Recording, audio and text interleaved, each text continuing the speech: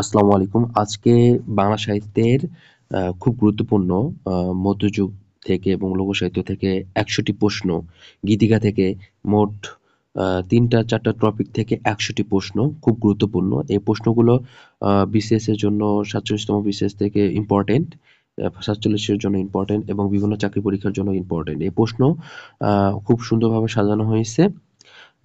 এই প্রশ্নগুলো আপনারা আ আ চর্চা করবেন, প্র্যাকটিস করবেন, অনেক ভালো লাগবে। চলুন শুরু করা যাক। প্রথম প্রশ্ন, মধ্যযুগে বাংলা সাহিত্যের পৃষ্ঠপোষকতায় অগ্রণী ভূমিকা পালন করেন কে? এটা হচ্ছে পাঠান সুলতানগণ।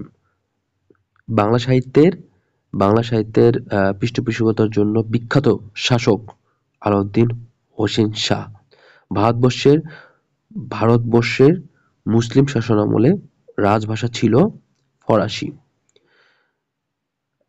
কোন কবি গিয়াসউদ্দিন আজম শাহের কর্মচারী ছিলেন?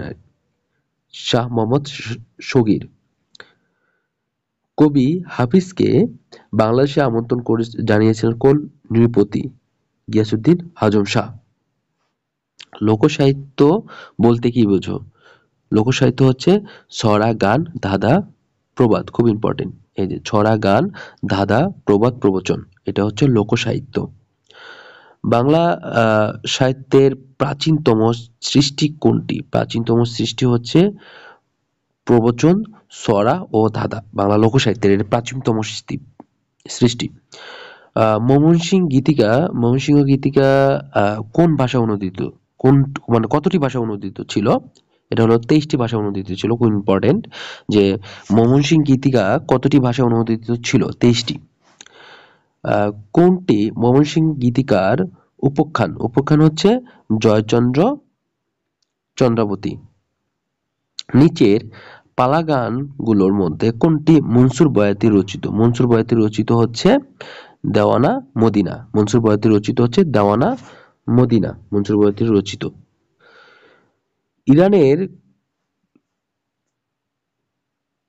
ইরানের কবি হাফিজের সাথে পত্র আলাপ হয়েছে বাংলা কোন সুলতানের? বাংলা কোন সুলতানের পত্র আলাপ হয়েছে? গিয়াসউদ্দিন আজম শাহর। আলাউদ্দিন হোসেন শাহ বাংলা সাহিত্যে কি কারণে খ্যাতিমান ছিল? তিনি ছিলেন অনুবাদের পৃষ্ঠপোষকতার জন্য খ্যাতি ছিলেন। নিচের কোন জন মধ্যযুগের কবি নন? এটা এই চারটার মধ্যে কোন জন মধ্যযুগের কবি নন? এটা কায়কোবাদ। এই কায়কোবাদ মধ্যযুগের কবি নন। আলাওল, মগেন ঠাকুর আর জ্ঞানদাস মধ্যযুগের কবি। সৈয়দ আলী আহসান কোন সময়কে প্রায় শূন্যতার যুগ বলা হয়েছে? মানে উল্লেখ করছেন তিনি কোন সময়কে? সৈয়দ আলী হোসেনের মতে তিনি হচ্ছে বলেছেন ১৭৬০ থেকে ১৮৬০ খ্রিস্টাব্দ। পুঁথি সাহিত্যের প্রথম সার্থক ও জনপ্রিয় কবি হচ্ছেন ফকির গরিবুল্লাহ। সোনাভান হচ্ছে সোনাভান কাব্যগ্রন্থটির রচয়িতা কে? সোনাভান কাব্যগ্রন্থের রচয়িতা হচ্ছে ফকির গরিবুল্লাহ। আমির হামজা কাব্য রচনা করেন ফকির গরিবুল্লাহ। পুঁথি সাহিত্যের প্রাচীনতম লেখক সৈয়দ হামজা। পুঁথি সাহিত্যের প্রাচীনতম লেখক সৈয়দ হামজা। শাক্ত পদাবলীর জন্য বিখ্যাত রামপ্রসাদ সেন। কবিগান রচয়িতা ও গায়ক হিসাবে এরা উভয় পরিচিত। এন.টি. ফিরিঙ্গি ও রামপ্রসাদ রায়। পুঁথি সাহিত্য বলতে কি বুঝি? পুঁথি সাহিত্য বলতে আমরা বুঝি ইসলামী চেতনা সম্পৃক্ত। পুঁথি সাহিত্য বলতে বুঝি ইসলামী চেতনা সম্পৃক্ত। তরজা কি? তরজা হচ্ছে কবি গান জাতীয় লোকসঙ্গীত। কবি গান জাতীয় লোকসঙ্গীত। তরজা হচ্ছে কবি গান জাতীয় লোকসঙ্গীত। দেওয়ানা মদিনা কোন কাব্যের অন্তর্গত? ময়মনসিংহ গীতিকা। পূর্বাঙ্গ গীতিকার লোকপালা সমূহের সংগ্রাহক কে? পূর্বাঙ্গ গীতিকার লোকপালা সমূহের সংগ্রাহক কে? সংগ্রাহক হচ্ছে চন্দ্রকুমার দেব। খনার বচন কি সংক্রান্ত? খনার বচন হচ্ছে কৃষি সংক্রান্ত। খনার বচন হচ্ছে কৃষি সংক্রান্ত। জর্জ আব্রাহাম গিয়ারসন হলেন একজন হচ্ছে ভাষাবিজ্ঞানী। মধ্যযুগের কবি শুকুর মোহাম্মদ কোন জেলায় আদিবাসী ছিলেন? তিনি ছিলেন রাজশাহীর। সাম্প্রয়িকতা। ভীমসেনের গোরক্ষ বিজয় কাব্যটি সম্পাদনা করেন হচ্ছে পঞ্চানন, ডক্টর পঞ্চানন মণ্ডল। গোরক্ষ বিজয় কাহিনীতে 4 সিদ্ধার মধ্যে আশ্চর্যচ্যুত হন কে? গোরক্ষনাথ। নিচের পালাগানগুলোর মধ্যে কোনটি মনসুর বয়াতি রচিত? দেওয়ানা মদিনা। দেওয়ানা মদিনা কাব্যগ্রন্থের যে অন্তর্গত, কোন কাব্যগ্রন্থের অন্তর্গত? সেটা হচ্ছে ময়মনসিংহ গীতিকা। হারামণি কি সংক্রান্ত সংকলন কে? হারামণি কি আর সংকলন কে? হারামণি হচ্ছেন প্রাচীন লোকগীতি মোহাম্মদ মনসুর উদ্দিন এর হচ্ছে সংকলক। নাথ গীতিকায় কাদের কাহিনী বর্ণিত হয়েছে? নাথ গীতিকায় এটা হলো রানী ময়নামতি ও তার পুত্র গোপীচন্দ্রের কাহিনী এখানে বর্ণিত হয়েছে। নাথ সাহিত্যের প্রধান নিদর্শন কোনটি? সেটা হচ্ছে ময়নামতি ও গোপীচন্দ্রের আখ্যান। শেখ ফয়জুল্লাহ রচিত নাথ সাহিত্য গ্রন্থ কোনটি? গোরক্ষ বিজয়। রংপুর থেকে মানিক রাজার গান কে সংগ্রহ করেছেন? মানিক রাজার গান কে সংগ্রহ করেছেন? রংপুর থেকে জর্জ গিয়ারসন। গণসাহিত্য শব্দে গণ কথাটি ব্যবহৃত হয় সাধারণ মানুষ অর্থে। পুঁথি সাহিত্যের প্রথম সার্থক ও জনপ্রিয় কবি হচ্ছে ফকির গরিবুল্লাহ। পুঁথি সাহিত্যের প্রথম সার্থক ও জনপ্রিয় কবি ফকির গরিবুল্লাহ। মধ্যযুগের বাংলা সাহিত্যের মুসলমান কবিগণের সর্বাপেক্ষা উল্লেখযোগ্য অবদান কোনটি? রোমান্টিক প্রণয়োপাখ্যান। কবি পরমেশ্বর মহাভারতের নাম কি? সেটা হচ্ছে পরাগলি মহাভারত। নাথ সাহিত্যর মতে আদিনাথ কে? আদিনাথ হচ্ছে শিব। মসিয়া শব্দের অর্থ শোক কাব্য। মসিয়া শব্দের অর্থ শোক কাব্য। যে সবে বঙ্গেতে জন্ম হিংসে বঙ্গবাণী, সে কাহার জন্ম নির্ণয় না জানি কবিতা অংশী মানে কোন কাব্যের অন্তর্গত? এটা 46তম বিসিএসে আসছে। এটি হচ্ছে নূরনামা কাব্যের অন্তর্গত। আলাওল কোন শতাব্দীর কবি? আলাওল হচ্ছেন 7ম শতাব্দীর কবি। এটা 46তম বিসিএসে আসছে। কোন বাংলা গানকে ইউনেস্কো হেরিটেজ অফ হিউম্যানিটি অভিধায় ভূষিত হয়েছে? এটা হচ্ছে বাউল গান। কোনটি কবি জৈনন্দিনের কাব্যগ্রন্থ? রসুল বিজয়। 45তম বিসিএসে আসছে। পাঁচালিকার হিসাবে সর্বাধিক খ্যাত কার ছিল? দশরথী রায়। মহিষী গীতিকায় মহুয়া পালার রচয়িতা দ্বিজকানাই। কবি গানের প্রথম কবি গুজলা গুই। দোভাষী পুঁথি বলতে কি বোঝায়? কয়েকটি ভাষার শব্দ ব্যবহার করে মিশ্রিত ভাষার রচিত পুঁথি। ব্লাড কি? ব্লাড হচ্ছে গীতিকা।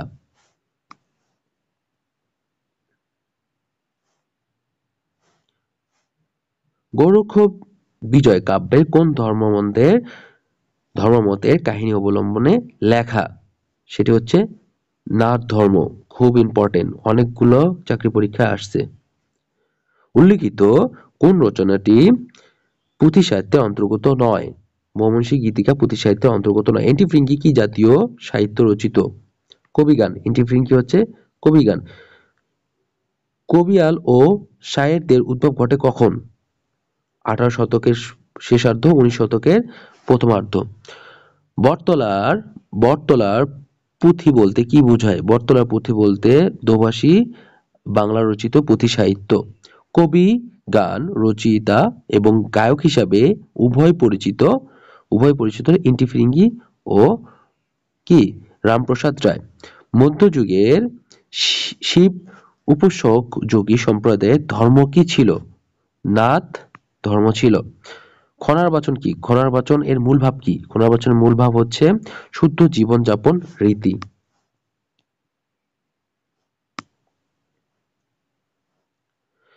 লোকসাহিত্য কাকে বলে? লোকসাহিত্য হচ্ছে লোক সাধারণের কল্যাণে দেবতার স্তুতিমূলক রচনাকে।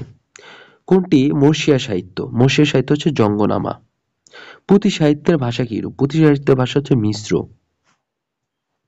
ময়মনসিংহ গীতিকা কে সংগ্রহ করেন? ময়মনসিংহ গীতিকা সংগ্রহ করেন হচ্ছে দীনেশ চন্দ্র সেন। বাংলা সাহিত্যের প্রাচীনতম শাখা কোনটি? বাংলা সাহিত্যের প্রাচীনতম শাখা কবিতা। নাচ সাহিত্য সংগ্রহ ও সম্পাদন করেছেন কে? আব্দুল করিম, সাহিত্য বিশারদ। টপ্পা কি? টপ্পা হচ্ছে এক ধরনের গান। টপ্পা হচ্ছে এক ধরনের গান।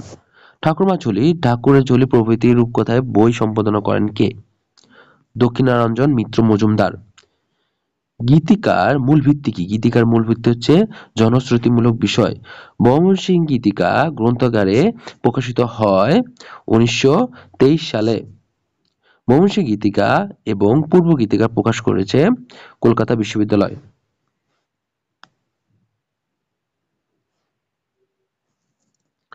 মর্সিয়া সাহিত্য বিষয়বস্তু কি? মর্সিয়া সাহিত্য বিষয়বস্তু কারবালার ঘটনা। লোকসাহিত্য সংগ্রহ অবদান রেখেছেন দীনেশচন্দ্র সেন। ঠাকুরমার ঝুলি রচয়িতা কে? ঠাকুরমার ঝুলি রচয়িতা দক্ষিণারঞ্জন মজুমদার। যদি থাকে বন্ধুর মন গাং পাড়াইতে কতক্ষণ? যদি থাকে বন্ধুর মন গাং পাড়াইতে কতক্ষণ, এইটি কোন প্রকার লোকসাহিত্য? এটি হচ্ছে প্রবাদ। ময়মনসিংহ গীতিকার প্রথম সংগ্রাহক কে? ময়মনসিংহ গীতিকার প্রথম সংগ্রাহক হচ্ছে চন্দ্রকুমার দে। ময়মনসিংহ গীতিকার সম্পাদনা করেন কে? ডক্টর দীনেশচন্দ্র সেন। জল ভর সুন্দরী কন্যা, জল দিছো ঢেউ, হাসি মুখে কওনা কথা, সঙ্গে নাই মোর কেউ। পঙ্ক্তিটি কোন গীতিকায় পাওয়া যায়? ময়মনসিংহ গীতিকায়।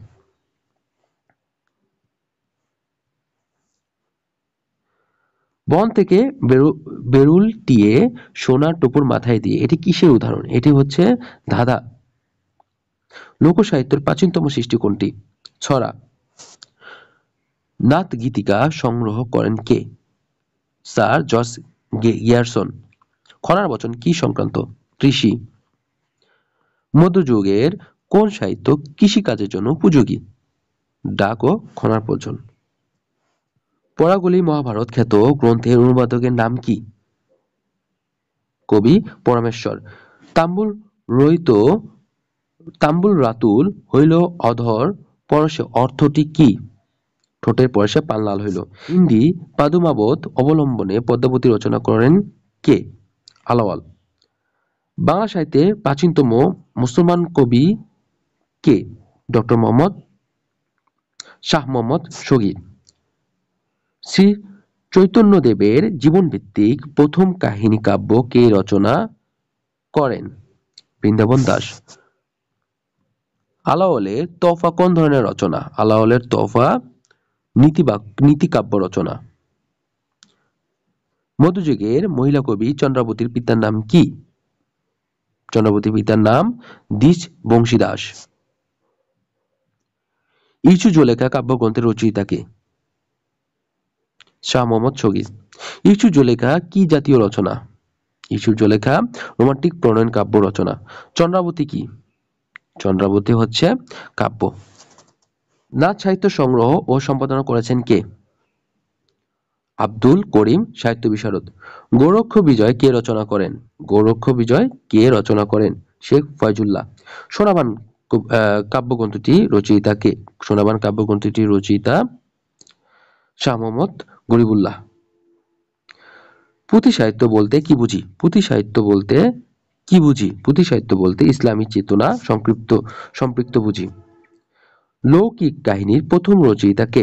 লৌকিক কাহিনীর প্রথম রচয়িতা দৌলত কাজী। আরাকানে কখন সমৃদ্ধ সাহিত্য সৃষ্টি হয়েছিল? সপ্তদশ শতকে। জীবনী কাব্য রচনার জন্য বিখ্যাত হচ্ছে বৃন্দাবন দাস। বিদ্যাপতি কোন রাজসভার কবি ছিলেন? বিদ্যাপতি মিথিলা রাজসভার কবি ছিলেন। ময়মনসিংহ গীতিকা মহুয়া পালার রচয়িতা হচ্ছেন দ্বিজ কানাই। নাচ সাহিত্যের প্রধান কবি কে? নাচ সাহিত্যের প্রধান কবি হচ্ছেন শেখ ফয়জুল্লাহ।